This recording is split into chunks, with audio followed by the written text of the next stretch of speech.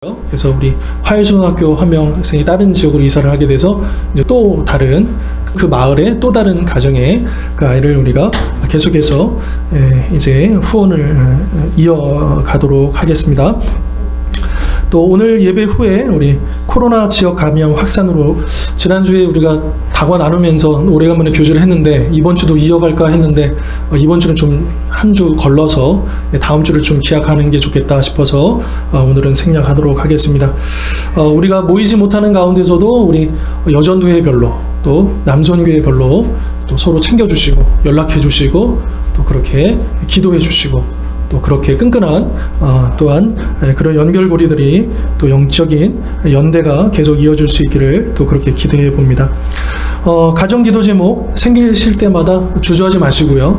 아주 사소한 것도 괜찮습니다. 또 저에게 기도 부탁해 주셨으면 좋겠고 또 제가 기도할 때 더욱더 구체적으로 기도할 수 있으니까요. 또 기도 제목 보내주시면 감사하겠습니다. 이제 우리 공동 기도 제목 우리 한 목소리로 한 마음으로 하나님께 올려드리도록 하겠습니다.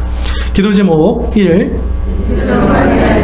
거룩한 삶으로 예수의 복음을 증언하게 하소서. 2. 날마다 예수님을 닮아감으로써 내 삶에 그리스도의 향기가 나게 하소서. 3. 성령 안에서 늘 깨어 기도하고 서로 중보하여 가정과 교회를 사랑하며 섬기게 하소서.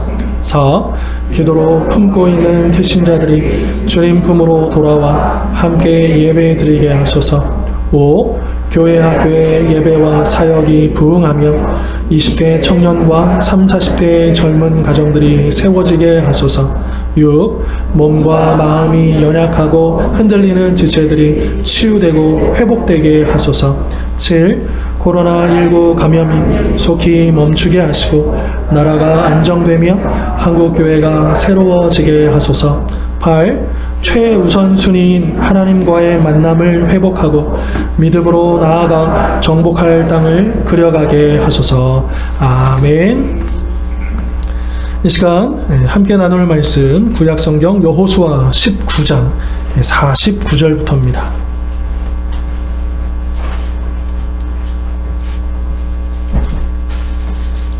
여호수아 19장 49절부터 51절까지 석절의 말씀입니다.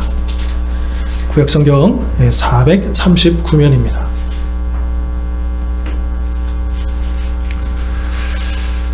이제 석절의 말씀 오늘은 한 목소리로 같이 읽도록 하겠습니다. 시작.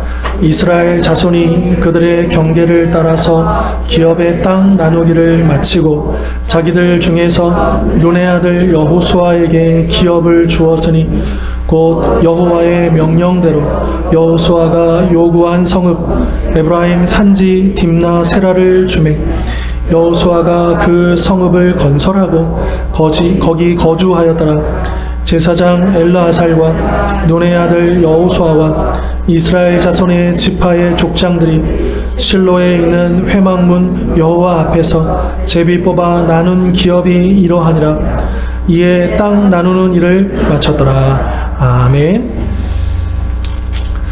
자, 우리가 지난 시간 18장 1절부터 10절 말씀을 통해서요, 기업을 분배받지 못한 나머지 7지파로 하여금 이제 여호수아가 실로에 모이게 하고 또 도전을 주면서 이제 믿음으로 그 정복할 땅을 그려오게 하지 않습니까?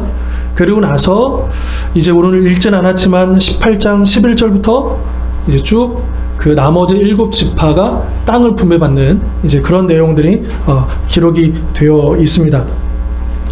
자, 그런데 이 땅을 그 기업을 분배받는 그 순서를 보면 하나의 어떤 원칙이 있다는 것을 우리가 발견하게 되는데요.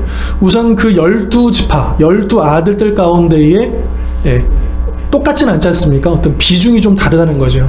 그래서 우리가 앞에서도 봤지만 가장 인구가 많고 가장 부흥했던 지파인 유다 지파가 먼저 땅을 분배받고요. 그 다음에 요셉 지파가 땅을 분배받지 않습니까?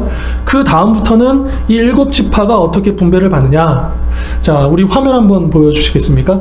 보시면 이제 그 야곱의 두 아내와 그리고 두 아내 각각의 여종들이 있었죠. 실질적으로 이제 야곱에게는 4명의 아내가 있었던 건데요. 그 아내의 순서대로 땅을 분배받는다는 것을 우리가 발견하게 된다는 거죠. 자, 그래서 보시면 이제 제일 먼저 18장 11절부터 보면 베냐민 지파가, 그래서 두 아내, 사실은 순서대로 하면 레아, 이제 언니인 레아의 아들들이 먼저 받아야 될 것 같은데, 이제 라헬의 아내가, 그 아들이 먼저 땅을 분배받고요. 그 다음에 레아의 나머지 아들들, 시므온, 스불론, 이사갈, 이런 순서로 이렇게 분배를 받게 된다는 거고요. 그 다음에는 각각의 여종들의 아들들이 땅을 분배받습니다. 그래서 실바는 레아의 여종입니다. 실바의 아들 아셀, 그리고 빌하는 라헬의 이제 여종이죠. 그 아들들인 납달리, 단, 이렇게 해서 순서대로 땅을 분배받는다라고 하는 것을 우리가 볼 수 있다라고 하는 거죠. 자, 여러분, 그 다음 이제 지도를 좀 보시면요, 물론 완전히 정확한 지도도 아니지만 대략적인 지도입니다. 자, 우선 눈에 띄게 그 요단강을 기준으로 오른쪽에 보면 아래부터 르우벤, 갓, 동쪽에 므낫세, 이렇게 땅을 분배받지 않습니까? 그리고 서쪽에 보시면, 여러분, 서쪽 므낫세에 보시면 이 므낫세의 지파가 얼마나 많은 땅을 받았는가를 알 수 있는 거죠. 굉장하지 않습니까? 네. 이 영적인 어떤 장자는 사실은 이 동생인 에브라임이 차지하지만, 그러나 또 장자로서의 땅도 이 므낫세가 굉장히 많이 차지한다는 것도 우리가 볼 수 있는 거고요. 그리고 남쪽의 유다 지파와 저 서쪽 므낫세 에브라임 지파를 포함한 요 요셉 지파가 이 가나안 땅, 요단강 서편이죠. 이 서편의 땅에 3분의 2를 차지하고 있다는 것을 우리가 보게 됩니다. 자, 그러면 여러분, 베냐민 지파가 어디 있는지 보이시죠? 자, 베냐민 지파는 이 유다 지파하고 요셉 지파 사이에 있습니다. 근데 베냐민이 하는 역할이 있다라고 하는 거예요. 그러니까 만약에 아주 강한 나라가 바로 붙어 있으면 이 분쟁과 충돌이 일어나기가 쉽지 않겠습니까? 네, 그런 면에서 이 베냐민 지파는 이 아주 강력한 그 요셉 지파와 유다 지파 사이에서 서로의 어떤 그 역할들을 감당하고 있는데, 그런데 저 지도에는 표시되어 있지 않지만, 여러분, 예루살렘이 어느 지파에 속하느냐? 바로 베냐민 지파에 속한다는 겁니다. 저 베냐민 지파가 속한 땅에 예루살렘이 포함이 되어 있는데, 이 야곱이 이 베냐민에게 이제 유언처럼 남긴 예언이 있는데요, 이런 예언을 남기게 됩니다. 여호와의 사랑을 입은 자는 그 곁에 안전히 살리로다. 여호와께서 그를 날이 마치도록 보호하시고 그를 자기 어깨 사이에 있게 하시리로다. 그러니까 여호와의 그 곁에 있는 자를 므낫세로 지칭을 했거든요. 그래서 여호와가 임재하시는 성전이 바로 어느 지파에 있었느냐? 저 베냐민 지파의 땅, 거기에 속해 있었다라고 하는 것이고요. 그리고 또한 이 야곱은 이제 이 베냐민에게 이런 유언을 남겼습니다. 아까는 이제 모세가 남긴 예언이었고요. 이번에는 야곱이 어떤 유언을 남기냐면, 베냐민은 물어뜯는 일이다라고 하는 예언을 남기게 됩니다. 그러니까 굉장히 용맹하고 싸움에 능한 자라고 하는 예언을 남기게 되거든요. 그런데 저 베냐민이 속해 있는 저 땅은 아주 고래 사이에 있지 않습니까? 그래서 늘 긴장과 싸움이 오고 가는 지역입니다.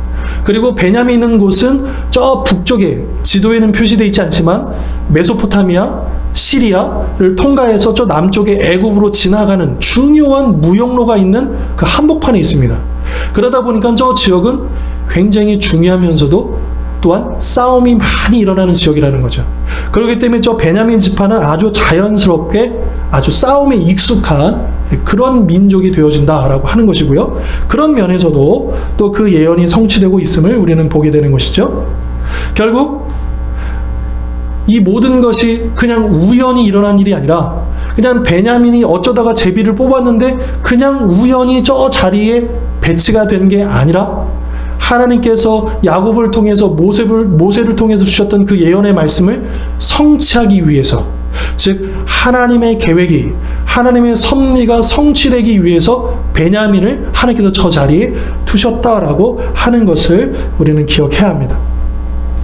예수님께서도 마태복음 10장에서 무슨 말씀을 하셨냐 하면, 하나님의 허락이 없이는 저 하늘을 나는 새 한 마리도 땅에 떨어질 수 없다라고 주님께서 말씀하셨습니다. 이게 하나님의 그 주권을 얘기하는 것인데요, 하물며 이 새 한 마리도 하나님의 허락 가운데 그렇게 그 운명이 결정되는데, 여러분 이 인류의, 이 세상의 역사는 물론 또한 우리 개인의 역사도 누구의 손에 달려있는 것입니까? 하나님의 손에 달려있는 것이다. 그래서 하나님의 작정과 하나님의 약속이 이루어지는 역사가 이 세상의 역사고 또 우리 개인의 역사다라고 하는 것이죠.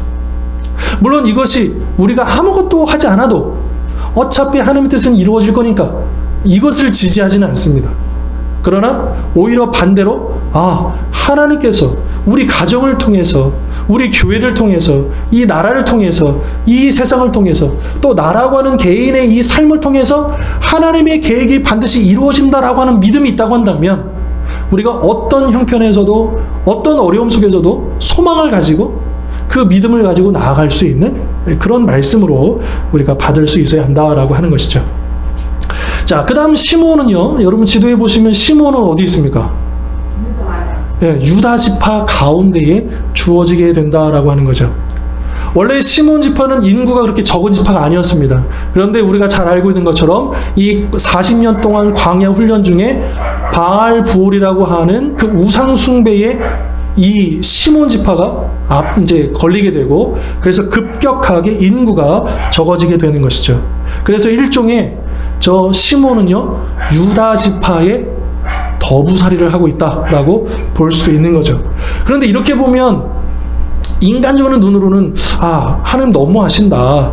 그래도 시므온도 하나님의 백성인데 그 잘못했다고 해가지고 그 유다 지파의 더부살이를 하게 하시는가? 우리가 이렇게 생각도 들 수 있는 거죠. 그런데 한 번 더 그 이면을 보면요, 이제 유다 지파와 시므온 지파의 관계를 좀 생각해 보면 왜 하나님께서 시므온에게 왜 저 자리를 맡겨주는가를 이해할 수 있다는 거예요. 즉 유다 지파를 위해서도 시므온 지파를 위해서도 하나님께서 저렇게 하신 것이 최선이었다는 걸 알 수 있는 거죠. 왜냐하면 유다 지파는요, 제일 많은 땅을 부여받았는데 문제는 뭐냐? 너무 땅이 넓으니까 유다 지파가 그 전체를 다 관리할 수가 없습니다. 또 동시에 시므온은요, 인구가 너무 적어요. 그래서 어떤 땅을 분배받을지라도 시므온 지파 혼자 가나안과 싸울 수가 없습니다. 독립적으로 혼자 무언가를 할 수 없는 그런 상황에 놓여 있던 거죠. 그렇기 때문에 이 유다 지파는 어차피 관리할 수 없는 그 땅의 일부를 시므온에게 건네주는 것이고요. 그리고 시므온은 이 유다 지파의 협력 속에서 자기가 받은 그 땅을 또 가나안과 전투를 통해서 쟁취하고 싸워내서 자기의 땅을 얻게 하시는, 그러니까 유다 지파를 위해서도 시므온 지파를 위해서도 하나님께서는 윈윈할 수 있는 최선의 길을 열어주셨다라고 하는 것도 우리가 기억할 필요가 있는 것이죠. 그런 면에서 유다 지파, 시므온 지파를 공평하게 하시는, 넘치게 하는 것은 조금 줄게 하시고 또 모자라면 채우게 하시는 하나님의 공평하심의 역사가 여기에서도 우리가 발견된다라고 하는 것입니다. 자, 그 다음에 세 번째로 스불론인데, 스불론은 어디 있습니까? 저 아셀 지파, 납달리 지파, 이사갈 지파 그 사이에 있죠. 자, 그런데 여러분 야곱이 이 스불론에게 뭐라고 얘기했냐면, 스불론은 해변에 거하게 될 것이다라고 예언했습니다. 근데 여러분 스불론은 해변과 상관이 없죠. 완전히 내륙 지역으로 그렇게 배치가 된다라고 하는 거죠. 게다가 스불론의 땅은 넓지도 않아요. 굉장히 척박한 땅입니다. 일부 기름진 땅이 있긴 하지만 다른 지역에 비해서 상대적으로 바닷가도 없고요, 다른 모든 지파들 가운데에 포함되어 있고요, 땅도 적고요, 굉장히 척박한 땅이다. 만약에 여러분들이 스불론이라고 한다면, 아니 야곱이 해변가의 그 비옥한 땅에 거하게 될 거라고 했는데 우리는 제비를 뽑았는데 하필이면 제일 안 좋은 땅에 떨어졌네? 여러분 어떤 마음이 드시겠습니까? 불평과 불만이 먼저 나올 수 있는 것 아니겠습니까? 그러나 스불론은 감사함으로 그 땅을 받는다는 거죠. 이게 성숙함을 보여주는 것입니다. 그러니까 자신에게 주어진 것이 비록 다른 지파들과 비교해서 넉넉지 않고 더 좋지 않을지라도 이 스불론 지파는 자신에게 주어진 땅을 감사함으로 받아들이고 있다라고 하는 것을 우리가 볼 수 있는 것이고요. 자, 그 다음에 이사갈 지파를 보시면 저 내용상으로 우리가 잘 이제 정확하게 저 지형을 우리가 이해하기는 좀 어렵지만, 여러분 이사갈 지파 바로 오른쪽 위에 보면 파란색의 물이 표시되어 있죠. 저게 갈릴리 바다입니다. 갈릴리 호수예요. 그러니까 호수가 흘러내리는 하류 지역이 있다는 것은 그 땅이 그만큼 퇴적층이 많아서 아주 비옥하다는 것입니다. 그러니까 이사갈 지파가 있는 저 지역은 또 하나 내륙 지역에 이 팔레스타인의 곡창지대인 이스라엘 평화가 있는 지역입니다. 그러니까 이사갈이 받은 땅은 굉장히 중요하고 굉장히 비옥한 땅을 받았다는 거예요. 여러분, 이 땅이 좋다라고 하는 것은 여기에 아주 강력한 가나안 족속이 남아있다는 뜻이기도 합니다. 굉장히 좋은 땅이기 때문에 어떻습니까? 이 땅을 얻기 위해서는 그만큼 굉장히 쉽지 않은 싸움을 싸웠을 것이다 라고 하는 것도 우리가 생각해 볼 수 있는 것이고요. 자, 그 다음에 아셀 지파는 어디 있습니까? 아셀 지파는 해변가에 있습니다. 해변가, 팔레스타인의 어느 지역보다도 이제 저 아셀 지파에게 가장 유리한 면은 뭐냐 하면, 저기에 아주 유명한, 고대로부터 유명한 항구 도시가 있는데요. 거기가 바로 어디냐? 두로라고 하는 곳이죠. 이 두로라는 항구 도시를 통해서 이 아셀 지파는 해상 무역을 하게 되고요. 그리고 나중에도 다윗 때, 솔로몬 때요, 성전의 건축물들이 다 어디로 통해서, 어디 항구로 통해서 들어오느냐? 두로 항구를 통해서 다 들어오게 됩니다. 그러니까 저희가 관문이에요. 굉장히 중요한 도시입니다. 우리나라 같은 경우는 부산항처럼 굉장히 중요한 항구가 있는 것처럼 저 아셀이라고 하는 그 지파의 땅 가운데 저 항구가 굉장히 중요하다. 그래서 해상무역을 통해서 물질적인 풍요를 누린 곳이다.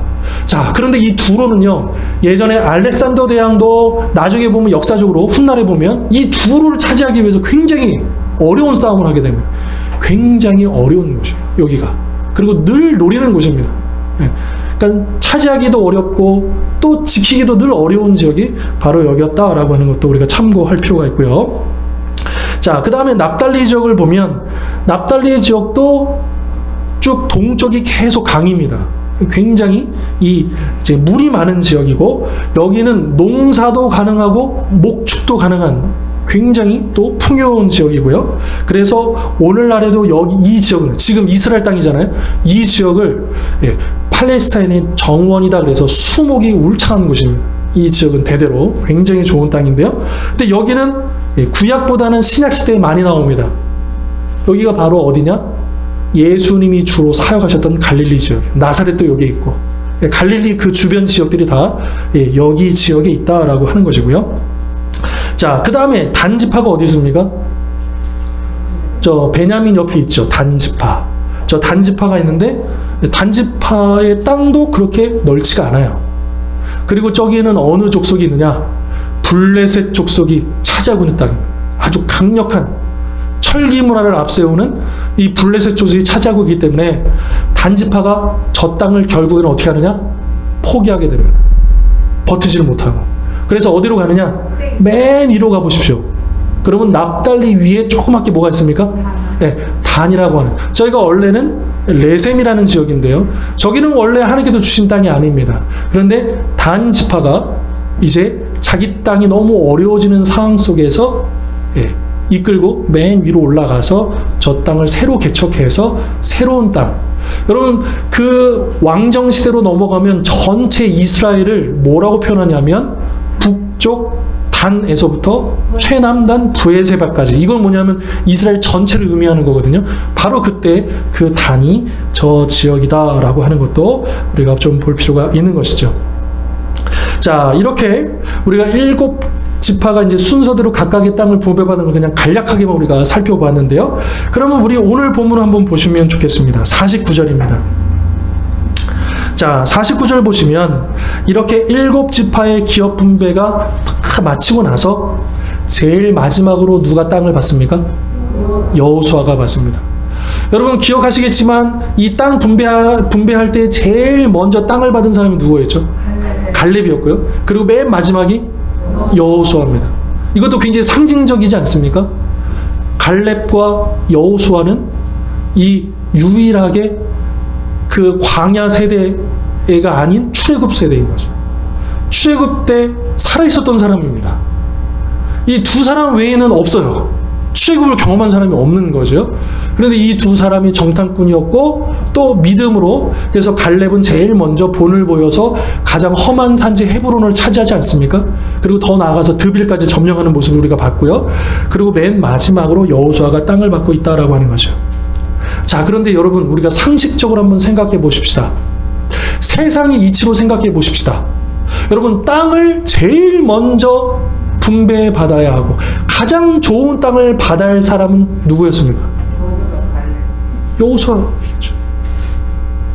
그러니까 여호수아가 어떻게 보면 세상의 이치로는 땅을 분배하기 전에 여호수아의 몫을 먼저 딱 정해놓고 제일 먼저 땅을 받아야 함에도 불구하고 여호수아는 자기 스스로가 자기의 특권을 어떻게 한 겁니까? 포기한 겁니다. 왜요? 자기의 권리를, 자기의 특권을 내려놓음으로써 12지파의 연합과 그들이 땅 분배를 순탄하게 하기 위한 그 본을 보이기 위해서 여호수아가 양보했다는 것을 알 수 있는 거죠. 그는 누구보다도 가장 먼저 제일 좋은 땅을 차지할 수 있었음에도 불구하고 누가 뭘 할 사람이 없는 거예요. 그렇지 않습니까? 그럼에도 불구하고 그는 그것을 내려놨다는 것이죠. 이것이 바로 세상의 가치관과 다른 것이고, 그래서 세상과 구별된 것이고, 이것이 바로 거룩함이라고 하는 것이죠. 거룩함이라고 하는 것은 바로 세상과 다른 삶을 살 때에 나타난다라고 하는 것입니다. 여러분, 우리 믿는 사람들에게 능력은 무엇이냐? 거룩함의 능력입니다. 경건의 능력입니다. 이 세상을 변화시킬 수 있고 이 세상 가운데 선한 영향력을 끼칠 수 있는 것은 돈이 많거나 사람이 많거나 건물이 높거나, 그래서 교회가 이 세상을 움직일 수 있는 게 아닙니다. 그렇지 않습니까? 교회가 이 세상 가운데 선한 영향을 끼치기 위해서는 교회는 어떻게 해야 돼요? 거룩해야 합니다. 거룩해야만 이 세상에 감동을 줄 수 있고 이 세상에 어떤 변화를 이끌어낼 수 있는 중요한 영적인 리더의 역할을 감당할 수 있다라고 하는 거죠. 그런데 그 거룩함은 어디서 오냐 하면 세상의 가치관을 뛰어넘는, 그래서 이 세상과 구별되어질 때에 비로소 거룩함이 나타날 수 있다라고 하는 거죠. 여러분, 성경은 이웃을 사랑하라고만 하지 않습니다. 왜요? 이웃을, 가족을 사랑하고 가까운 이웃을 사랑하는 것은 이 세상 사람들도 하는 일입니다. 그런데 성경은 더 나아가서 누구를 사랑하라고 하십니까? 이건 세상의 이치에 맞지 않습니다. 세상이 할 수 없는 일입니다.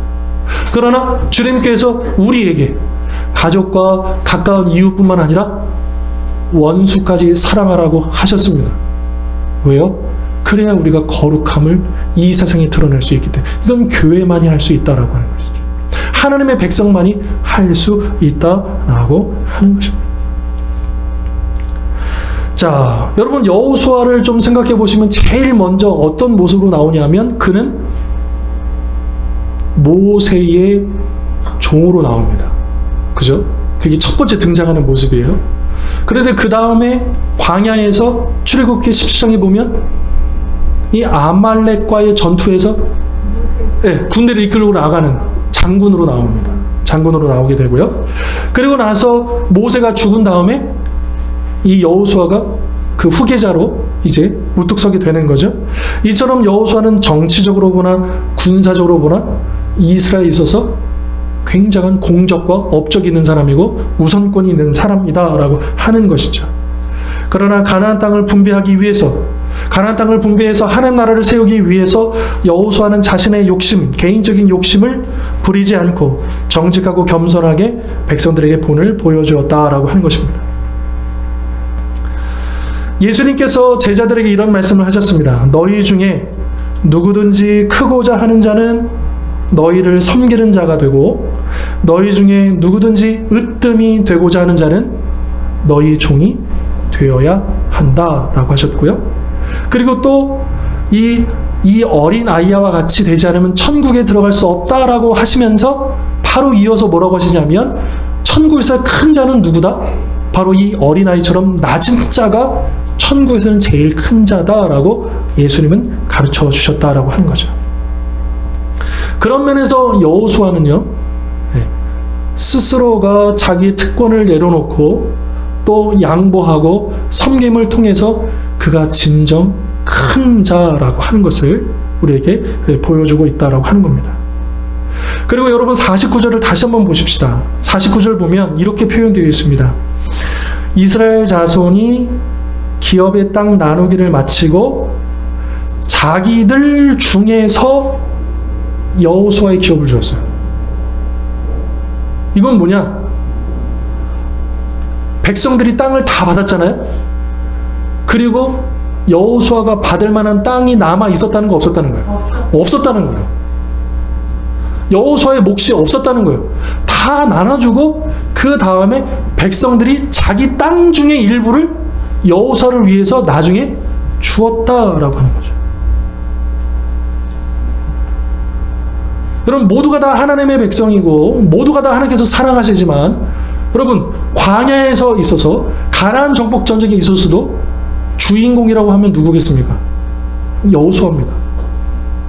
그런데 그 여호수아에게 땅이 없었다는 거예요. 그러니까 여호수아가 얼마나 사심 없이 정말로 모든 것을 다 내려놓고 백성들을 위해서 섬겼는가, 본을 보였는가 우리가 알 수 있는 것이죠. 우리 말씀 한 구절 한번 보겠습니다. 자, 읽겠습니다. 너희 중에 있는 시작. 너희 중에 있는 하나님의 양들을 이제 억지로 하지 말고 하나님의 뜻을 따라 사랑하는 거하며 너희 의뢰하여 하지 말고 너희하며 반자들에게 주장하는 자세를 하지 말고 양무리의 본이 되라. 그리하면 목자들이 나타나실 때에 들리게 하면 영광의 하늘을 얻으리라. 아멘. 자, 하나님께서 맡겨주신 양무리를 칠 때 어떻게 해야 하느냐? 하나님의 뜻을 따라야 하고요. 그리고 억지로가 아니라 자원함으로, 그리고 더러운 사사로운 이익을 위해서가 아니라 오직 하나님의 그 나라를 위해서, 영광을 위해서 그 일을 해야 된다. 그렇게 그 본을 보이게 되면 무엇을 얻게 됩니까? 영광의 면류관을 얻게 됩니다. 여러분 여호수아는 가나안 땅에서 제일 마지막으로 땅을 받게 되었지만 아마 천국에서 가장 큰 영광의 면류관을 받았을 것입니다. 이것이 성경 우리에게 말씀해 주시는 이 세상을 살아가는 방법이어야 한다라고 하는 거죠. 자, 한편 50절 보시면 땅을 주었는데 그럼 어떤 땅을 주었느냐? 근데 50절은 여호수아가 요구했다고 했습니다. 마치 갈렙처럼. 근데 어떤 땅을 요구했느냐 하면 에브라임 산지 딥낫 세라입니다. 일단 여호수아는 기본적으로 에브라임 지파 소속이니까요. 에브라임 받은 땅 중에서 어딘가를 요구를 했겠고요. 근데 거기가 평지가 아니라 어디입니까? 산지입니다. 갈렙도 산지 헤브론을 구했어요. 산지를 구하고 있다는 거예요. 그러니까 모든 걸 다 양보하고 다 내려놓고 이제 백성들이 이제 땅을 주려고 하는데, 그런데 여호수아가 자기가 선택하는 땅이 뭐냐? 산지라고 하는 거고요. 더 중요한 표현이 있습니다. 50절 하반절에 여호수아가 그 성읍 딥낫 세라라고 하는 그 성읍을 어떻게 했어요? 건설하고, 한글로도 그 의미가 조금 포함되어 있지만 원문상에 여기서 건설하다라고 하는 이 단어의 뜻이 뭐냐? 아무것도 없는데 세우다는 거예요. 그러니까 여호수아가 요구한 땅은 뭐냐면 아무것도 없는 땅이에요. 험하고 황폐하고 쓸모없는 땅. 그런데 거기에 여호수아가 들어가서 그 땅을 어때요? 세웠다라고 해요. 그 성읍을 세웠다라고 하는 것이죠. 결국 이제 여호수아는 여기서 이제 장래에 이제 묻히게 되는 거죠. 이 땅에. 자, 이처럼 여호수아는 자신의 특권을 포기하고 자신의 이익을 추구하지 않음으로써 백성들의 진정한 사랑과 존경을 받았을 것입니다. 오늘날 많은 지도자들이 자신의 권위와 권력을 추구하고 지도자가 아니라 지배자가 되어서 백성들 위해 군림하여 사랑과 존경의 대상이 아니라 두려움의 대상이 되는 것과는 너무나도 차원이 다른 모습이다라고 하는 거죠. 여러분, 이 세상에 수많은 리더들이 있지 않습니까? 가정에도 리더가 있습니다. 직장에도 리더가 있습니다. 교회에도 리더가 있습니다. 나라에도 리더가 있습니다. 그 수많은 리더들이 있는데 그 리더들은, 그 지도자들은 알게 모르게 지배자로서 자신들의 특권과 우선순위를 내세우는 것이 너무나도 자연스럽고 또 때로는 당연하게도 여겨지고 이것이 세상의 흐름이지 않습니까?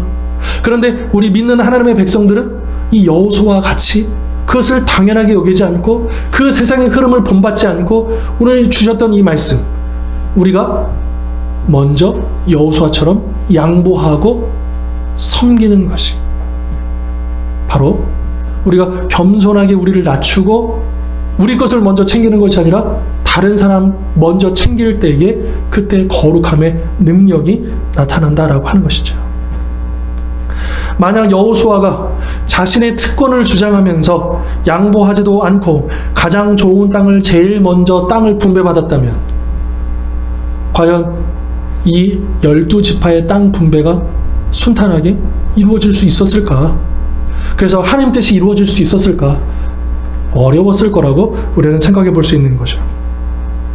이러한 여호수아의 양보와 섬김이 있었기 때문에 이스라엘 공동체는 연합을 이어갈 수 있었고 기업 분배도 잘 마무리될 수 있었다라고 하는 것입니다. 오늘날에도 이러한 하나님의 일꾼들이 가정 안에도 교회 안에도 또 이 세상 구석구석에 이러한 일꾼들이 필요하다라고 하는 것이죠. 하나님 나라를 위해 자신의 이익을 내려놓는 양보와 희생이 필요하다는 것입니다. 남을 섬김으로써 모두가 하나 될 수 있는 겸손함이 필요하다라고 하는 것이죠. 이런 하나님의 일꾼이 있는 가정이라고 한다면, 그런 교회라고 한다면, 그런 일터라고 한다면, 그런 세상이라고 한다면 그 사람 때문에 그 전체가 빛을 발하고 하나님의 뜻을 이룰 수 있다라고 하는 것입니다. 오늘 주신 이 말씀을 통해서 하나님은 우리에게 도전하고 계십니다. 바로 여호수아와 같은 그런 삶을 살라라고 하는 것이죠. 여러분, 오늘 설교 본문 제목 다시 한번 여러분 뭡니까? 네. 여러분, 양보와 겸손으로 섬기고 사랑하라. 여러분, 혹시 제가 설교 제목을 그냥 이제 짓진 않습니다. 나름대로 고민하면서 짓습니다. 그런데 특징이 있습니다. 명사형으로 저는 설교 제목을 잡지 않습니다. 네. 동사형입니다. 동사. 뭐뭐 하십시오. 여러분, 우리가 이 말씀을 받았으면 아하, 깨닫고 끝나는 게 아니라 어떻게 해야 돼요? 우리가 실천해야죠. 그러니까 우리가 하나님의 말씀을 들을 때마다 그러면 내가 어떻게 살아가야 할지를 깨닫을 뿐만 아니라 우리가 실천해야 된다는 거예요. 그러니까 우리가 오늘 말씀을 통해서 우리가 도전받는 건 뭐냐면 섬기고 사랑하라는 거예요. 어떻게? 여호수아처럼 양보와 겸손을 통해서. 그럴 때 우리 가정이 살고 우리 교회 공동체가 살고 또 내가 일하고 있는 그 일터가 살고 또 내가 속해 있는 그 세상과 이 사회가 살아날 수 있다라고 하는 거죠. 하나 될 수 있다라고 하는 거죠. 하나님의 백성들이 이 세상 구석구석에서 그렇게 거룩함을 드러낸다면 이 세상이 얼마나 아름답게 변화될 수 있겠습니까? 내가 먼저가 아니라 다른 사람이 먼저요. 우리가 그것을 실천할 때에 세상은 알아주지도 않고, 여러분 그렇잖아요. 굳은 일을 남몰래 하는 사람들이 있기 때문에 가정이 돌아가는 것이고 그 회사가 돌아가는 것이고 그 교회가 돌아가는 것이고, 여러분 교회도 보면 크기에 상관없이 참 공통된 게 있어요. 저도 작은 교회 있어봤고 아주 큰 교회도 있어봤거든요. 그런데 공통된 건 뭐냐면 항상 아주 보이지 않는 그 꾸준히 일하는 사람들은 소수라고 합니다. 그런데 그분들의 섬김과 수고를 통해서 그 전체가 움직여 간다는 거예요. 그러니까 모두가 다 필요하고 모두가 다 귀한 존재인데, 그런데 그 안에서 보이지 않는 곳에서 말없이 묵묵하게 섬기시는 그분들을 통해서 더 빛이 나고 하나님의 영광을 받으신다라고 하는 것이죠. 그렇다고 한다면 우리는 그런 고민을 해야 합니다. 그런 기도를 해야 합니다. 그렇다고 하면 내가 어떤 섬김을, 어떤 사랑을 실천해야 될 것인가? 내 가족을 위해서, 또 우리 교회 지체들을 위해서, 또 내가 일하고 있는 그 일터에서 내가 어떻게 섬기고 어떻게 사랑할 때에 살아날 수 있겠는가? 하나님 뜻이 이루어질 수 있겠는가? 이것이 우리의 기도 제목이 되어야 할 것이죠. 그러한 일에 나를 사용해달라. 또 정말 그렇게 구하고 양보와 섬김을 통해서 또 그렇게 이 세상을 살아감으로써 가정과 교회, 세상 가운데 하나님 나라를 세워가는 우리 모든 성도님들 될 수 있기를 주님의 이름으로 축원합니다. 기도하겠습니다.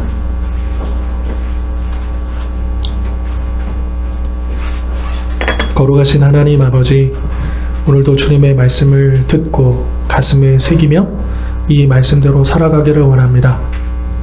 이것은 믿음이 아니면 감당할 수 없는 일입니다. 성령의 능력이 아니면 우리가 감히 할 수 없는 일입니다. 그러나 믿음으로 성령을 의지하여 오늘 주신 이 말씀, 또 본문에 나와 있는 여호수아처럼 양보와 겸손으로 가정과 교회의 이 세상을, 우리 살아가는 가족과 우리 이웃과 또 이 세상의 수많은 사람들을 섬기며 사랑할 수 있는 저희들 되게 하여 주옵소서. 경건의 능력은 말과 혀에 달려있는 것이 아니라 행함에 있음을 우리는 다시 한 번 더 깨닫기를 원합니다. 아버지, 우리 사랑하는 당신의 백성들이 이 세상 구석구석에서 사랑을 실천하고 섬김을 실천할 때 거룩한 능력이 나타나고 하나님 뜻이 이루어지고 그 나라가 세워진 줄 믿사오니 이번 한 주간도 주신 말씀을 붙잡고 그렇게 순종하며 그렇게 사랑할 때에 하나님 우리를 통하여 모든 영광을 받아 주시옵소서. 감사드리고 거룩하신 예수 그리스도의 이름으로 기도하옵나이다. 아멘. 우리 다 같이 일어나셔서 우리 찬송하며 봉헌하도록 하겠습니다.